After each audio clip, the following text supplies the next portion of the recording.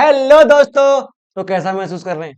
उम्मीद करते हैं बहुत अच्छा महसूस कर रहे होंगे और बहुत अच्छी तैयारी चल रही होगी।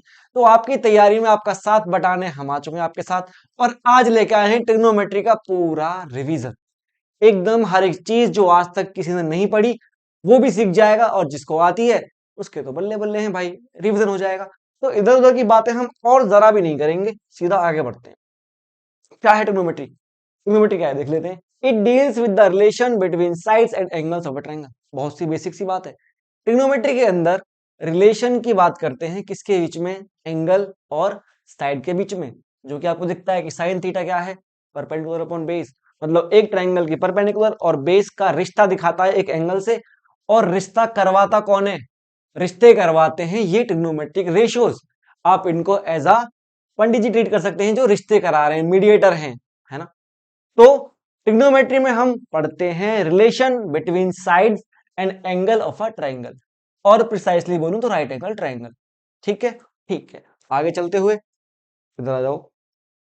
चलो, राइट एंगल ट्रायंगल आ गया, सीधी बात करते हैं। तो बहुत ध्यान से समझना, बच्चों को क्या होता है, कभी कभी यहाँ पे कंफ्यूजन होता होगा कि अगर मैं इस एंगल से बात करूं, है ना, तो बेस कौन सा है, परपेंडिकुलर कौन सा है, और हाइपोटेन्यूस कौन सा है। हाइपोटेन्यूस में कंफ्यूजन नहीं होता होगा, बस परपेंडिकुलर और बेस में कंफ्यूज आप रहते होगे। देखो चलो, अभी करते हैं मस्त बात एक। देखो, जो भी एंगल, हम 90 वाले से तो बात नहीं करते, 90 के अलावा बाकी जो दो एंगल है उनसे देखते हैं हम। ठीक है, तो याद रखो, जिस भी एंगल से हम देख रहे हैं, मान लो मैं एक ही बात कर रहा हूं, तो वो एंगल हाइपोटेनस और अपने बेस के बीच में बनेगा। कहां बनेगा? हाइपोटेनियस और अपने बेस के बीच में। तो ठीक है, अब हमको क्लियर पता है कि 90 के सामने वाला क्या है। ये तो हाइपो है, बहुत ज्यादा हाइपर होता रहता है, तो ये हाइपो है। क्लियरली विजिबल होता है कि हाइपोटेनस कौन सा है, दिख जाता है। उसके बाद बात रह जाती है कि एंगल के हिसाब से परपेंडिकुलर और बेस दिखने की। ए सी, ए के लिए भी और सी के लिए भी हाइपोटेनस है। अब जैसा मैंने बोला कि एंगल अपने बेस पे ही बनेगा, बेस और हाइपो के बीच में, तो भाई ए के लिए तो ये रही बेस। अगर मैं एंगल ए से देखूंगा तो ए बी इसके लिए बेस है, एंगल अपने बेस पे तो बनेगा, है ना। इतना याद रखो, एंगल बन रहा है तो अपने बेस पे बनेगा। हाइपोटेनस तुम्हारे लिए क्लियरली विजिबल है, बची हुई साइड क्या होगी? परपेंडिकुलर।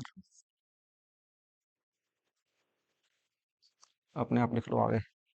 ठीक है, अब बात करें दूसरी साइड से। अगर मैं सी से देखूं तो सी के लिए भी वही बात है ना यार, सी भी तो अपने बेस पे ही बनेगा। तो सी बन रहा है बीसी पे, इसके लिए बीसी बेस हो गई। अब ये मत बोलना कि सी तो एसी पे भी बना हुआ है। एसी तो पहले ही क्लियर हो गया कि हाइपोटेनियस है दोनों एंगल्स के लिए। बच रही है दूसरी बात कि बेस कौन सा है, परपेंडिकुलर कौन सा है। तो इस एंगल के सामने वाला इसके लिए हो गया परपेंडिकुलर।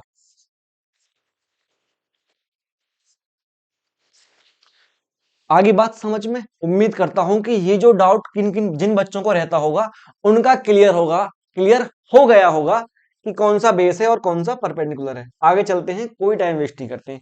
आपके सामने पूरे 6 के 6 रिश्तेदार, रिश्तेदार बोल लो या रिश्ता कराने वाले बोल लो, मौजूद हैं। इसी ऑर्डर में इनको याद रखना, sine cos tan cosec sec cot, sine cos tan cosec sec cot. 4 5 6 7 8 बार बोलोगे, ये याद हो जाएंगे। और अब तक याद नहीं है तो भाई कुछ गलत कर रहे थे आप। चलो ठीक है, हम बुराई करने में नहीं जाएंगे, सीधी काम की बातें करते रहेंगे। अब ये आप सबने थोड़ा सा पढ़ा होगा, जो भी स्कूल में आपके टीचर होंगे, ट्यूशन टीचर होंगे, कहीं भी पढ़े होंगे, कुछ ना कुछ इसका एक रिदमिक, है ना, टर्म आपने याद करी होगी। हमको हमारे सर ने बताया था, प्यारे बेटा पप्पू, हरी हरी बोल। बाकी आपको जैसे याद है वैसे याद रखो, ऐसे याद रखना, ऐसे याद रख लो। एक और चलता था हमारे टाइम पे, पाकिस्तान भूखा प्यासा, प्यासा, हिंदुस्तान हरा भरा। बाकी अभी नया जमाना है तो हो सकता है कुछ मॉडर्न टर्म चलती हूँ। बाकी जैसे आपको याद हो बहुत बेहतर है। टाइम पास नहीं भाई, टाइम पास नहीं। ठीक है, जिस ऑर्डर में ये लिखे हुए हैं, sine cos tan cosec sec cot, उसी ऑर्डर में इनके आंसर यहाँ पे लिखे हुए हैं। अगर मैं साइन, जैसे एक रेशियो है, साइन के पास मैंने कोई थीटा दिया, साइन थीटा, थीटा क्या है? एक एंगल। तो ये साइन थीटा कैसे मिलेगा किसी ट्राइंगल के अंदर? ये मिलता है उसके परपेंडिकुलर और हाइपोटेन्यूस का रेशियो, ये रहा। देखा। दूसरा क्या है, कॉस। मैंने कॉस को दिया एक एंगल थीटा, ये कहां से मिलेगा। अगली बात क्या है, बेस अपॉन हाइपोटेनस, तो ये होगा बेस अपॉन हाइपोटेनस। मैं आगे बढ़ा, आगे मिला मुझे टेन, टेन को दिया मैंने कोई थीटा, ये कैसे मिलेगा। अगला क्या है, P upon B, P upon B. मैं आगे बढ़ा, अगर खत्म ना हो जाए, इसको दिया मैंने थीटा, इसे कौन देगा। भाई ऐसे तो सारे खत्म हो गए, तीन ही थे रेशो, खत्म हो गए। क्या करो, वापस आ जाओ और उल्टा स्टार्ट कर दो, एच अपॉन पी।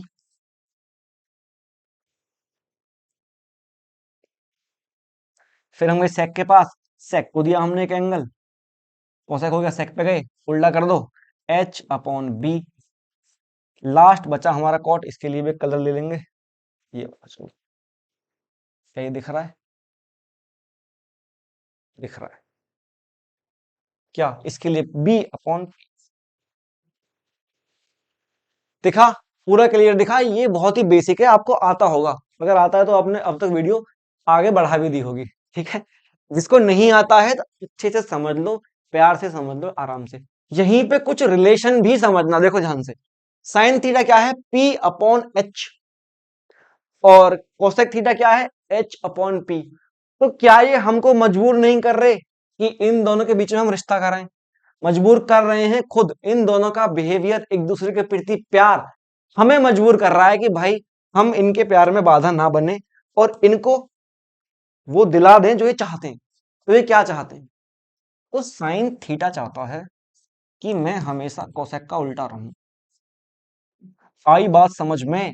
अगर साइन थीटा था पी अपॉन एच, तो कोसेक है H upon P, P upon H, H upon P, P upon H, H upon P. Clearly एक दूसरे के रेसिप्रोकल हैं। आगे बात समझ में। आप चाहो तो कोसेक यहां करो, साइन यहां करो, वो आपकी मर्जी है।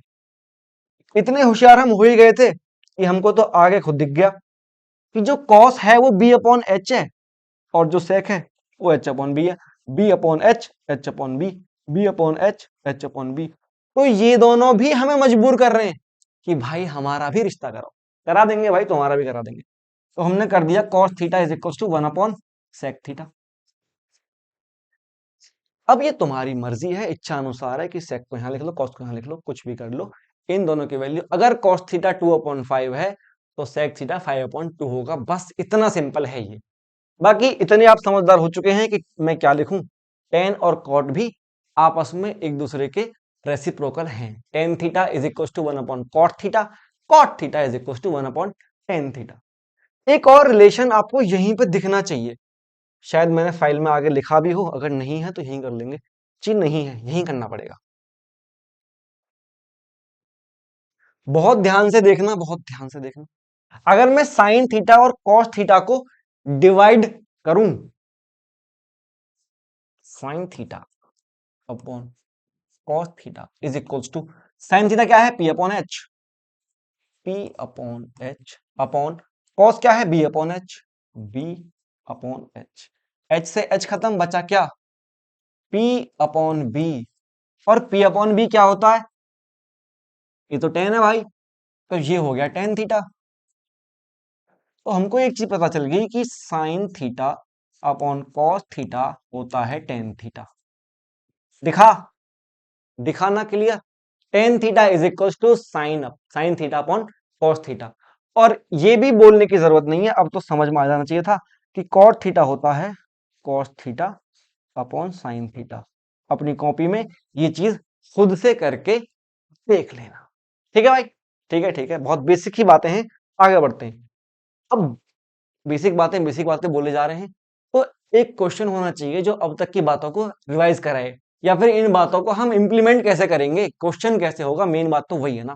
क्वेश्चन होना चाहिए, और क्वेश्चन एकदम कैसा है, एकदम मजेदार है, जैसे बोर्ड में आते हैं। हालांकि एनसीईआरटी का ही है शायद ये क्वेश्चन। आपको गिवन है tan A is equal to 4/3। भाई एकदम मस्त क्वेश्चन है, और ऐसा क्वेश्चन जरूर दिखेगा, डिक्टो सेम ना दिखे, एक रेशियो देके बाकी छह ना, बाकी पांच ना पूछे, दो पूछ सकता है, तीन पूछ सकता है, छुपा के पूछ सकता है, लेकिन ये चीज पूछेगा जरूर। तो अच्छे से याद रखना, आपको टेन ए दिया है, tan A is equals to 4/3 आपको दिया हुआ है। बाकी जो भी बचे, बाकी 5 जो ट्रिग्नोमेट्रिक रेशियोज बचे, उनकी वैल्यू पूछ रहा है। हमको पता है कि परपेंडिकुलर, मैं एक ट्रायंगल बनाता हूं, अच्छा सा बनाता हूं।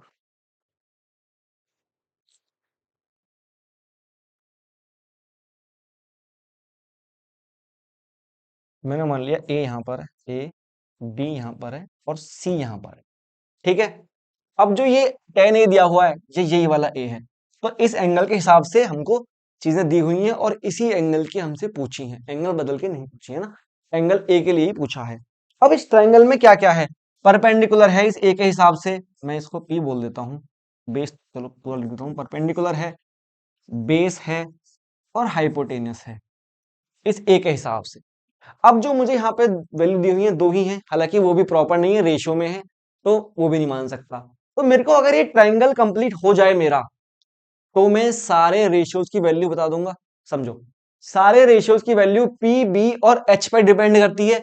अगर मुझे पी बी एच तीनों मिल गए, तो मैं सारे ट्रिग्नोमेट्रिक रेशियोज की वैल्यू बता दूंगा। अब हमें ये वैल्यू बताएगा कौन, ये बताएगा जब इसने टेन ए दिया है, एच बोल रहा हूं 4/3। टेन वैसे क्या होता है, याद करो प्यारे बेटा, पप्पू हरी हरी बोल, पप्पू अपॉन बोल, तो परपेंडिकुलर अपॉन बेस। भाग के ये मत करना कि परपेंडिकुलर 4 है और बेस 3 है, क्योंकि भाई ये दो नंबर एक रेशियो में लिखे हुए हैं, इनके अंदर अगर कुछ कॉमन पार्ट होगा तो वो कट चुका होगा ऑलरेडी, और हमको उस कॉमन पार्ट को लेना है अपनी कैलकुलेशन में। तो मेरे लिए परपेंडिकुलर क्या है, 4 के, वो कॉमन पार्ट जो रेशियो लेते वक्त कटा होगा, क्योंकि रेशियो हमेशा सिंपलेस्ट फॉर्म में लिखा होता है। अगर मान लो मैं लिख दूं 16/10, तो हर कोई माई का लाल को काट देगा, 2 अट्ठे 16, 2 पंजे 10, 8/5 ही लिखेगा। तो ये जो रेशियो ऐसे लिखा हुआ 4/3, इसका भी कॉमन पार्ट कट चुका होगा, तो हमको उसको भी कैलकुलेशन में लेना पड़ेगा। आगे जाके वो खुद खत्म हो जाए कोई बात नहीं, लेकिन हम गलती नहीं करेंगे। पी हो गया 4 के और बी हो गया 3 के। अगर आपको पाइथागोरस थ्योरम नहीं आती तो आप पापी हो, तो मैं एच निकाल लूंगा, H square is equal to P square plus B square. H square is equal to P कितना है भाई, 4 के, इसका स्क्वायर, प्लस बी कितना है 3 के और इसका स्क्वायर। तो H square is equal to 16 के स्क्वायर प्लस 9 के square, H square is equal to 25 के स्क्वायर और एच इज इक्वल टू 5 के। आई बात समझ में। हालांकि हमेशा प्लस माइनस आता है, लेकिन माइनस नहीं आ सकता, क्योंकि ये एक साइड की लेंथ है और एक साइड की लेंथ नेगेटिव क्यों होगी। मुझे एच मिल गया कितना, 5 के, मेरा पी कितना था 4 के और बेस थी 3 के। अब तो मैं सारे रेशियोज की वैल्यू निकाल दूंगा, फटाफट निकालता हूँ। देखो, साइन ए क्या होगा, परपेंडिकुलर अपॉन हाइपोटेनस, कितना है 4 के, हाइपोटेनस 5 के, से के फिर खत्म, बचा क्या 4/5। तो आई बात कुछ समझ में। आप के ना लेते कोई दिक्कत नहीं है, अगर एमसीक्यू में आता है तो के वगैरह लेके मत सॉल्व करना, डायरेक्ट सॉल्व कर लेना, क्योंकि के आगे जाके कटना ही है। अगर ज्यादा नंबर में आता है, लिखना अच्छे से, तो भाई के मान के करना, तसल्ली से करना। अब बाकी तो आप लोग निकाल ही लोगे, उसमें क्या करने का, निकाल लेना। आओ जरा, एक और क्वेश्चन आपके सामने आ चुका है, और वैसा का वैसा ही क्वेश्चन है, कुछ भी इसमें चेंज नहीं है। कॉट थीटा दिया हुआ है और ये चीज पूछी है, भाई मेरे पास कॉट है तो मैं साइन कॉस आराम से निकाल लूंगा, सब कुछ आराम से निकाल लूंगा। चलो करते हैं, ठीक है भाई, कर लेते हैं जल्दी जल्दी, ट्रायंगल बनाते हैं। देखो हालांकि इस क्वेश्चन में कुछ कैच भी है, लेकिन हम उस पर नहीं जाएंगे, सीधा सीधा हम बेसिक से ही करेंगे, जब इससे बन जाएगा तो।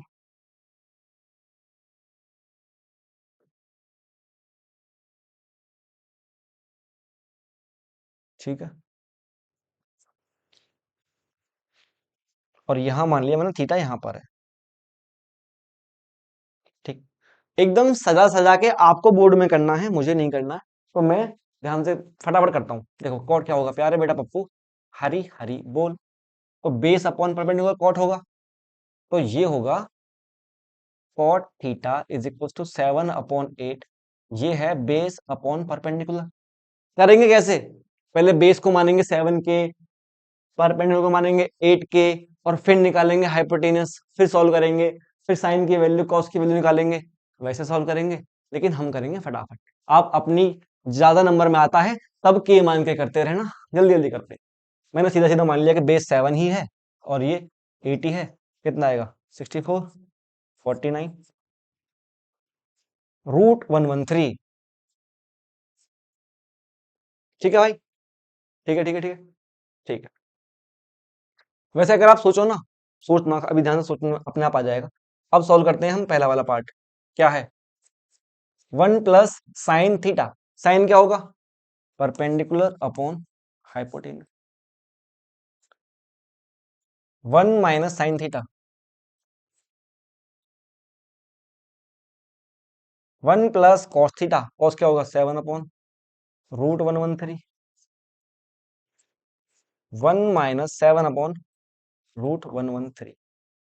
ठीक है भाई, बहुत आसान। मैंने एलसीएम लिया, यहाँ पे 1 है, ऊपर हो गया ये √113 + 8, और इधर हो जाएगा √113 - 8। जब ये एलसीएम लिया तो इस वाले से ये वाला कट जाएगा, इस वाले से ये वाला कट जाएगा। इतने आप होशियार हो ही कि मैं ये समझ सकता हूँ कि आप ये चीज समझ चुके होंगे।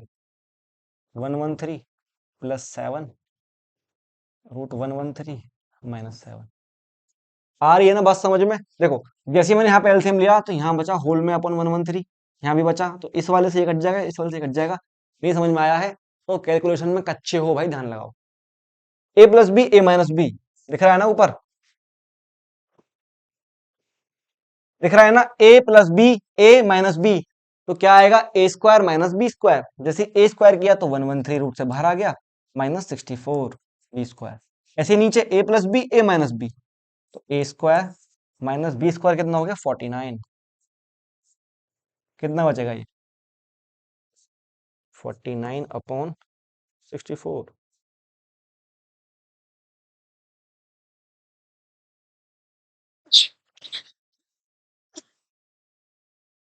Very sorry. ठीक है भाई, आगे बढ़ते समझ में। अब ये सेकंड वाला पार्ट, ये आप खुद कर लेना। इसमें करना भी क्या है? कॉट तो दिया हुआ है, स्क्वायर करना है, ये तो यही आ गया 49/64।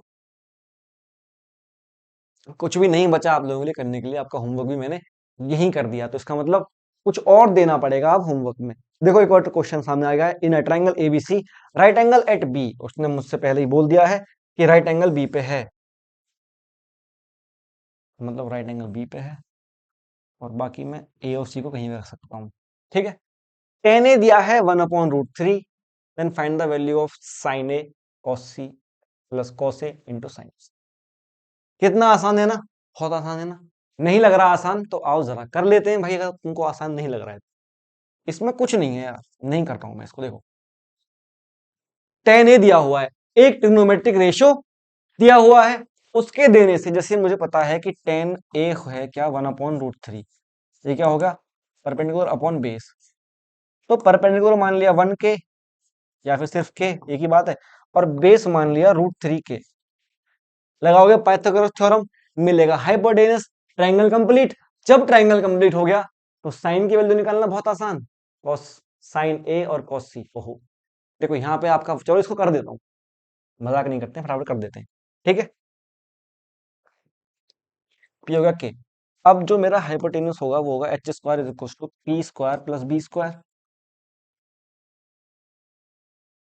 h² = p कितना है? सिर्फ k²। b कितना है? √3 का स्क्वायर, क्या 3 हो गया, k का स्क्वायर k² हो गया। तो मुझे मिल गया h² = 4k²। 4k², तो h हो गया 2k। अब बहुत ध्यान से समझने की जरूरत है।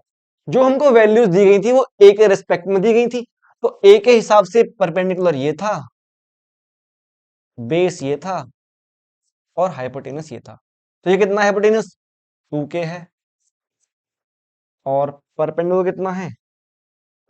सिर्फ k है, और बेस है √3k।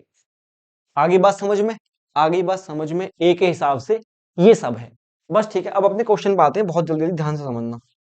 क्वेश्चन में क्या कह रहा है, साइन ए इंटू कॉस सी।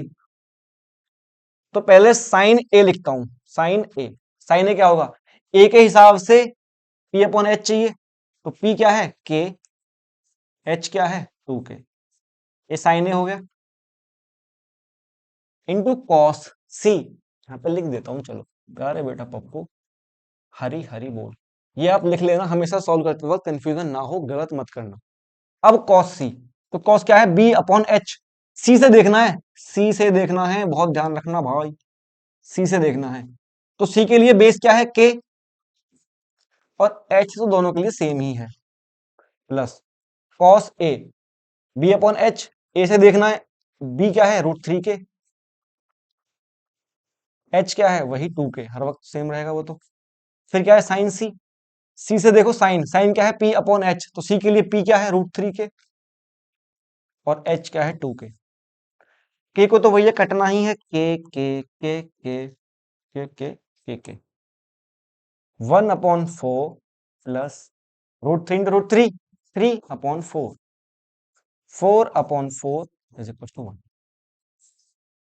आगे बात समझ में। ये क्वेश्चन सिर्फ इसलिए किया क्योंकि इसमें दो अलग अलग एंगल रख के पूछा गया था, कितने भी पूछ लेता भाई, इसको और कितना बड़ा कर लेता, बहुत आसान है। ट्राइंगल कंप्लीट करो और क्वेश्चन कोई भी कर लो, ठीक है। चलो आगे आपके सामने आ चुकी है ट्रिग्नोमेट्रिक टेबल। जिसको ये बनानी आती है या याद है बहुत बेहतर है, क्योंकि क्वेश्चन कहीं नहीं गए, सीधा सीधा क्वेश्चन आएगा। वैल्यू नहीं पता है तो क्या करोगे, आओ जरा देखो। सिर्फ एक रेशो की वैल्यू हम याद करेंगे, बाकी सारी वैल्यू उसी से पता करेंगे। ट्रिग्नोमेट्रिक टेबल बनानी आनी चाहिए, बनानी आती है, 10 बार बनाई है, तो मतलब वो याद हो चुकी है। आओ जरा देखो, इधर एंगल है 0, 30, 45, 60, 90, और इधर वो 6 के 6 रेशियोज हैं। सिर्फ साइन के लिए वैल्यू याद करनी होगी, बाकी सब के लिए आप खुद याद हो जाएंगी। बनाना सीखना, खुद बनाना, बहुत बार बनाना, याद हो जाएगी। आओ जरा, साइन 0 0 याद कर लेना भाई, साइन 30 1/2 याद कर लेना, साइन 45 1/√2, साइन 60 √3/2, और साइन 90 1। बस ये 5 वैल्यू 0, 1/2, 1/√2, √3/2 और 1, ये 5 वैल्यू तो याद कर लोगे। इसमें तो 10 नंबर भी नहीं है। कितने सारे मोबाइल नंबर याद है इसमें, कितने नंबर है, 1 2 3 4 5 6 7 8, 8 नंबर है ना, 8 नंबर है सिर्फ, 8 नंबर याद नहीं होंगे। Sine 0, sine 0 0, sine 30 1/2, sine 45 1/√2, sine 60 √3/2, sine 90 1। बस ये 5 नंबर याद रखना। फिर क्या करना है, साइन बन गया, कॉस के लिए क्या करना है, उधर से लिखना शुरू कर दो, 1 1, √3/2 √3/2, 1/√2 1/√2, 1/2 1/2, 0 0। आई बात समझ में, आ गई ना, आ गई भाई। अब आगे चले 10। याद करो पहले पेज पे सीखा था कि tan theta is equal to sine theta upon cos theta, सीखा था या नहीं, सीखा था। तो टेन की वैल्यू निकालने के लिए साइन अपॉन कॉस करो, साइन अपॉन कॉस 0/1 क्या आएगा, 0/1 0, 1/2 अपॉन √3/2, 2 से 2 कट जाएगा, बचा 1/√3, 1/√2 अपॉन 1/√2, सारा कट कट गया, बचा 1, क्योंकि दोनों चीजें सेम है। √3/2 अपॉन 1/2, 2 से 2 कट गया, बचा √3/1, और अपॉन में 1 नहीं लिखते हैं तो √3 लिख दिया ऐसे। अब आगे क्या बचा, 1/0। जीरो से किसी भी नंबर को डिवाइड नहीं कर पाते हैं, नॉट डिफाइन आता है, तो वही लिखा गया है undefined.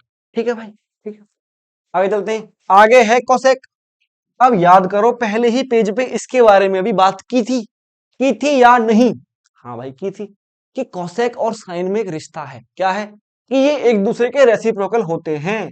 Cosec theta is equal to 1/sin, या sine theta is equal to 1/कोसेक। तो कोसेक थीटा की वैल्यू साइन थीटा की उल्टी होंगी, मतलब अगर साइन 1/2 है तो ये 2/1 होगा, साइन 1/6 है तो ये 6/1 होगा, ऐसा कुछ। तो साइन 0 पे क्या है, 0, मतलब 0/1, सोचें तो उल्टा किया हो गया 1/0। और वही तो बोला था कि 0 से कोई नंबर डिवाइड नहीं हो सकता, तो इसीलिए 1/0 अनडिफाइंड लिखा हुआ है। 1/2 का उल्टा किया 2/1, तो नीचे 1 नहीं लिखा है। 1/√2 उल्टा किया √2/1, √2, √3/2 उल्टा किया 2/√3, 1/1 उल्टा किया, फिर से 1/1, तो वही आ गया। आ गई ना बात समझ? आ गई है ना? बहुत बढ़िया। अब सेक के लिए, ये तो आप मुझसे आगे बोल रहे होगे कि सेक का तो कॉस से रिश्ता था, इसकी उल्टी होती है। या तो वैसे याद रखो, या फिर ऐसे याद रखो कि कोसेक की वैल्यूज को उल्टा लिख दो। उधर 1 1, 2/√3 2/3, 2 2, √2 √2, उल्टा बोल दिया मैंने। 1 1, 2/√3 2, √2 2 2, अनडिफाइंड अनडिफाइंड। ठीक है, आगे बात समझ में, आगे बात समझ में। और कॉट के लिए क्या करो, 10 की वैल्यूज को उधर से उल्टा लिख दो। Undefined undefined, √3 root 1 1, 1/√3 1/√3, 0 0। कॉट के लिए चाहो तो कॉस अपॉन साइन भी कर लो, 1/10 कर लो, कितने तरीके से कर सकते हो।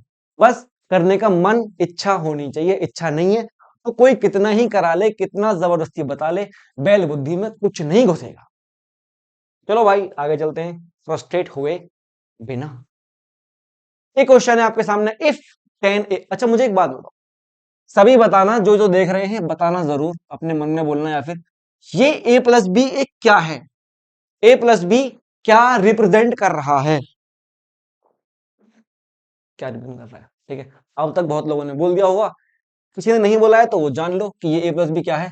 एक एंगल है भाई, हम ट्रिग्नोमेट्रिक रेशियोज के साथ में एंगल ही तो लिखते हैं, है ना, एंगल ही लिखते थे ना, वही है। तो tan a+b is equal to √3 है। tan, अब ये a-b क्या है, ये भी कोई एक एंगल है, ये है 1/√3। और ये एक बात बोली गई है कि a+b जो है वो 90 से छोटा है और 0 से बड़ा है, इक्वल भी हो सकता है, और a बड़ा है b से। ये दो तीन बातें हैं।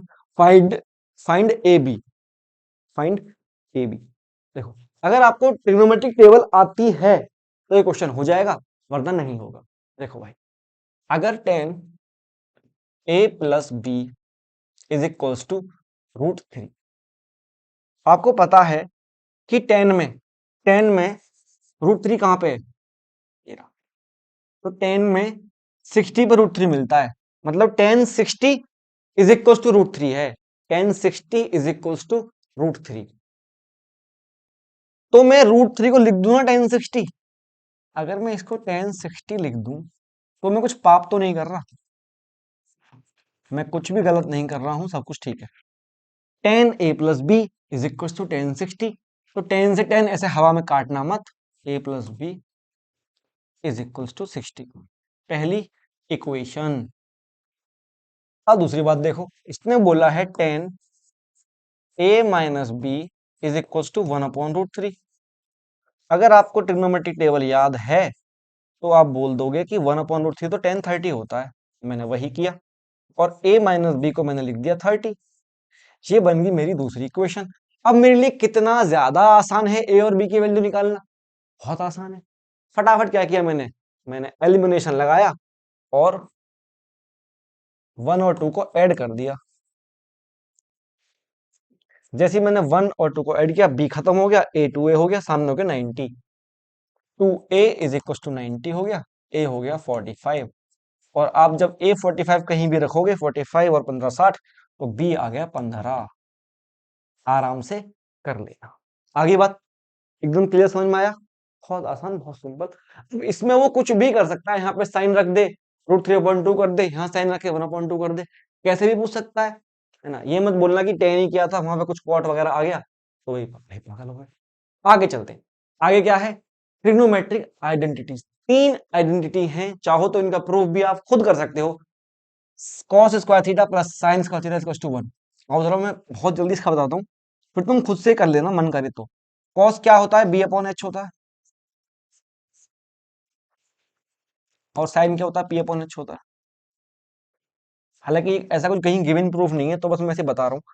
b² / h², क्या हो गया, प्लस p² / h², नीचे से h² एलसीएम लिया, ऊपर क्या बचा, b² p²। अब मुझे पता है कि b² + p² तो h² होता ही है, अपॉन h², कटा कटा 1 बन गया। तो ये ऐसे आप इनको चाहो तो प्रूव कर सकते हो, याद रख सकते हो। हालांकि प्रूफ कोई पूछेगा नहीं कि भाई इसको प्रूव कर दो। आइडेंटिटी याद रखो, sine square theta plus cos square theta is equal to 1, 1 plus tan square theta is equal to sec square theta, 1 plus cot square theta is equal to cosec square theta. याद रखना, सीधा सीधा याद रखना, सीधी सीधी identity भी एक number में आ सकती है, वरना क्वेश्चन तो आएगा ही आएगा। तय है भाई, तय, जैसे कपड़ों की तय लगा दी हो ऐसे तय है। अब इसको करने को बोल रहा है कि sine A plus cosec A का whole square plus cos A plus sec A का whole square is equal to ये, तुम मुझे प्रूव कर दो। ये बोल रहा है हमसे। देखो, प्रूव वाले क्वेश्चन में क्या है, क्वेश्चन खुद तुमको हिंट देगा, इशारा देगा कि इस तरह आगे बढ़ो। वहां पे जरूर तरीका दिया होगा क्वेश्चन को करने का। यहाँ पे सरेआम बोल रहा है, बोल तो नहीं रहा, चीख तो नहीं रहा है, लेकिन दिख रहा है हमको कि इस प्रूफ की शुरुआत कहां से करें, स्क्वायर ओपन करके। मैं वही करता हूं, sine square A plus cosec square A plus 2 sine A cosec A. अगर आपको ये नहीं पता है तो कोई जरूरत नहीं है, वापस टेंथ करनी चाहिए। Cos square A plus sec square A plus 2 cos A into sec ए। ठीक है भाई, कोई दिक्कत नहीं है ना, कोई भी दिक्कत नहीं है। अभी बढ़ा था पीछे, sign square A plus cos square ए। अभी पीछे आइडेंटिटी देखी है ना, देखी है, टाइम पास नहीं। 1 प्लस कोसेक स्क्वायर ए और सेक स्क्वायर ए।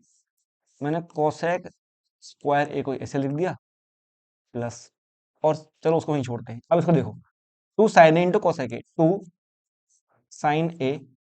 कोसेक जो होता है साइन का उल्टा होता है, फर्स्ट पेज पे बताया था, और मैं कोसेक को लिख दूंगा 1 अपॉन साइन ए। ठीक है, प्लस ये तो वहां जा चुका है, बचा ये वाला सेक स्क्वायर ए प्लस 2, यहां भी वही करूंगा, कॉस ए, और सेक होता है 1 अपॉन कॉस ए। ठीक है, 1 plus cosec square A plus ये खत्म हो जाएगा, बचेगा सिर्फ 2 plus sec square A plus ये खत्म हो जाएगा, बचेगा सिर्फ 2। नंबर में कितना आ गया, 2 2 4 और 1 5, 5 plus cosec square A plus sec square ए। अब देखो, अगर आइडेंटिटी नहीं याद है तो क्वेश्चन नहीं होगा। इस क्वेश्चन के अंदर तीनों आइडेंटिटी यूज हुई हैं, इसीलिए क्वेश्चन उन तीनों आइडेंटिटी के बाद लिखा था। Sine square A plus cos square A is equal to 1 use हो गया, और बाकी दोनों बची आइडेंटिटी यहां यूज होंगी। 5 प्लस कोसेक स्क्वायर ए होता है 1 प्लस कॉट स्क्वायर ए, और सेक स्क्वायर ए होता है 1 plus ten square A. 5 6 7, 7 plus cot square A plus ten square ए। यही था ना, आई बात समझ में। तीनों आइडेंटिटी इस क्वेश्चन में यूज हुई, इससे बेस्ट क्वेश्चन नहीं हो सकता था आइडेंटिटी तुरंत ही प्रैक्टिस करने के लिए। ओके, आगे हम तो आज के लिए हमारे पास इतना ही था। उम्मीद करते हैं अच्छे से रिवाइज किया होगा, और जिसको नहीं आता था उसने जरूर कुछ ना कुछ जरूर सीखा होगा। पूरे चैप्टर में इसके अलावा कोई बाहर बात नहीं है, इतनी ही बातें हैं। अब इस पे मैं वेरिएशन कर करके बहुत सारे वैरायटी के क्वेश्चन बना सकता हूं, और बोर्ड में बहुत बने भी हैं। यहाँ पे बहुत स्कोप है अच्छे अच्छे क्वेश्चन बनने का। तो हम अच्छे अच्छे क्वेश्चन भी करेंगे और मजेदार क्वेश्चन करेंगे। तब तक के लिए अपना ध्यान रखें और पढ़ते रहें, एग्जाम सर पर है।